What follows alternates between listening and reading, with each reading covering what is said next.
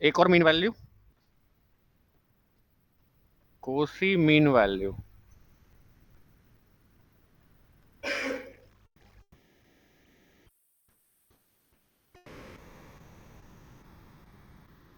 अभी तक जो दो मेजर थ्योरम आई है ना हमारे पास, उनमें एक ही फंक्शन पर काम हो रहा था, लेकिन कोसी मीन वैल्यू में कितने फंक्शंस पर काम होगा?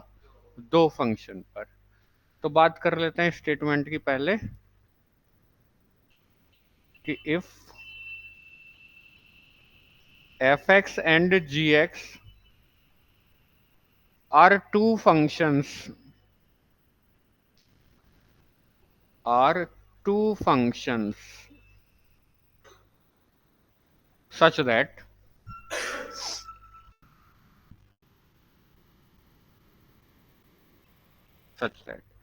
number one, fx and gx are continuous, fx and gx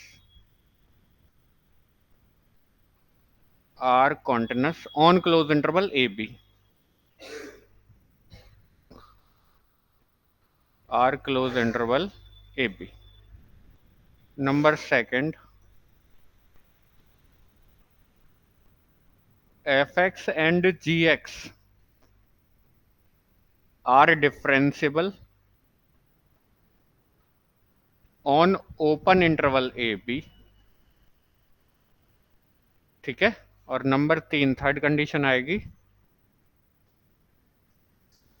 कि एफ एक्स नहीं, जी एक्स को ले लो, नीचे जी एक्स रहेगा, g dash x is not equal to zero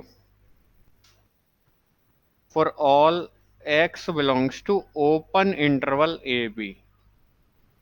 यानी पूरे ओपन इंटरवल पर जी का डेरिवेटिव कैसा रहना चाहिए? Non zero. ये तीन इंफॉर्मेशन है कि एफ एक्स और g x close interval a b पर कॉन्टिन्यूस हो, एफ एक्स और जी एक्स डिफरेंशियल हो ओपन इंटरवल ए बी पर, और एक इंफॉर्मेशन और दी उन्होंने कि जी का डेरिवेटिव पूरे ओपन इंटरवल पर कैसा होना चाहिए? Non zero. तो अब यहां से एक रिजल्ट की बात करेंगे। Then there exist a point c belongs to open a b, c belongs to open a b such that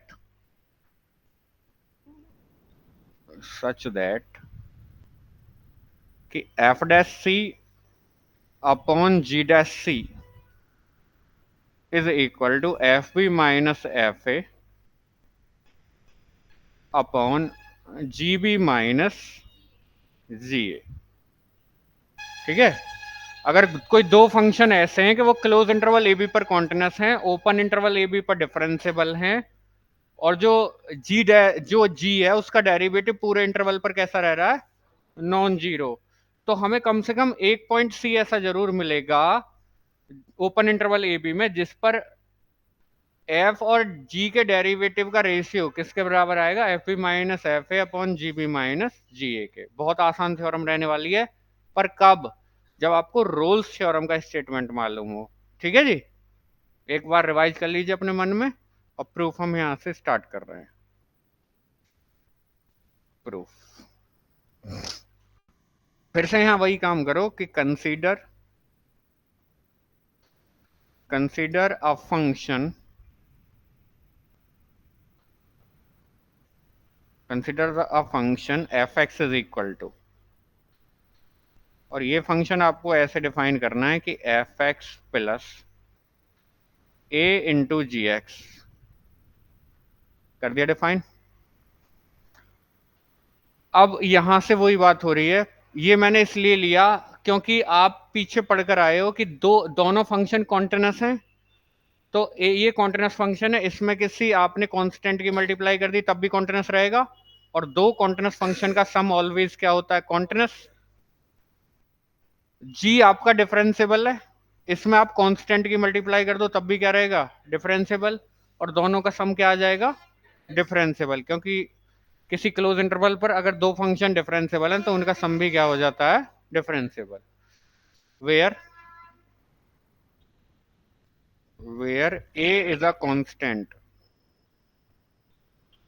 A is a constant such that,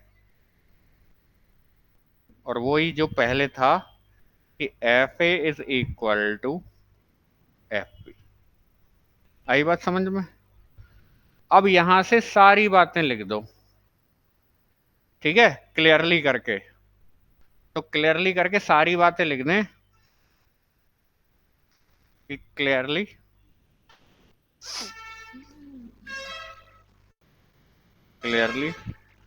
capital Fx is continuous on close interval AB and capital Fx is differentiable on open interval AB and also Fa is equal to Fb। बोला हुआ है ना पीछे?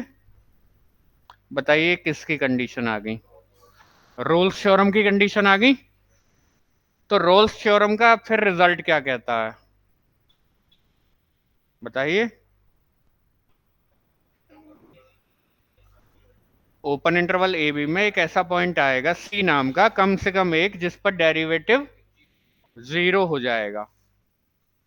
तो then by Rolle's theorem, then by Rolle's theorem,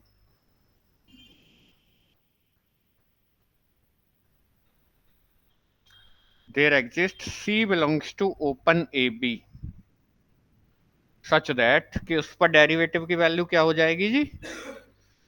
0 हो जाएगी, कि derivative at C is equal to 0। आप इक्वेशन नंबर फर्स्ट जो पीछे नाम देकर आए हो या नहीं देकर आए हो, अभी इसको नाम दे दो इक्वेशन नंबर फर्स्ट, और इसका डेरिवेटिव करके और x की जगह c रख के 0 के बराबर रख दो, ठीक है? तो डेरिवेटिव करूं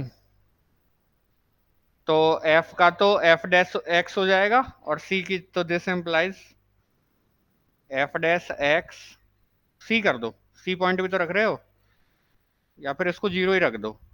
तो वहां से हो जाएगा f डैश x, a तो कांस्टेंट था, और g का क्या हो जाएगा? g डैश c करो इसको। अरे इज इक्वल टू, और f डैश c के बराबर आएगा, और f डैश c क्या हो रहा है? 0। और इसको नाम दे दो इक्वेशन नंबर 2, ठीक है? कोई दिक्कत तो नहीं यहां तक? अब एक काम करते हैं कि now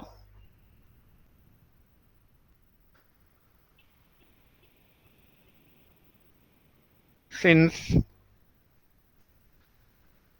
the constant a is such that constant a ऐसा था कि f ऑफ a बराबर आ जाए किसके? f ऑफ b के। तो पीछे इक्वेशन फर्स्ट में x की जगह पहले a और फिर x की जगह b, तो वहां से हो जाएगा this implies f of a plus a g of a is equal to f of b plus a g of b। यहां से आप a को एक साइड करके a की वैल्यू निकाल सकते हो। तो a की वैल्यू ये आएगी, this implies a is equal to f p minus f a upon g a minus g b, g a minus g b, ठीक है? ये a की वैल्यू निकाल सकते हो ना, एक साइड ले आओगे और ये उधर चला जाएगा, माइनस में डिवाइड कर देंगे, ये आ जाएगी। अब आप a की इस वैल्यू को उठाकर इक्वेशन नंबर सेकंड में पुट कर दीजिए, ठीक है? तो लिख देंगे पुटिंग इट इन सेकंड। तो putting in second, putting in second equation में रख दो। तो वहां से हो जाएगा f dash c plus a की वैल्यू रखो पहले, f b minus f a f e minus f a upon g a minus g b और into f g dash c into g dash सी सामने 0। अब राइट हैंड साइड में भेज दो, तो f dash c is equal to f b minus f a upon, minus की वजह से इसको घुमा दें, जी बी माइनस जी ए और जी डैश सी। तो आप जी डैश सी को इधर डिवाइड में ले आएंगे, तो this implies f dash c upon g dash c is equal to f b minus f a upon g b minus g a. हो गया ना वही प्रूफ कि आपको ओपन इंटरवल ए बी में एक ऐसा पॉइंट मिल जाएगा जिस पर f dash c upon g dash c की वैल्यू क्या आएगी, f b minus f a upon g b minus g a. बताइए कोई दिक्कत आई हो तो।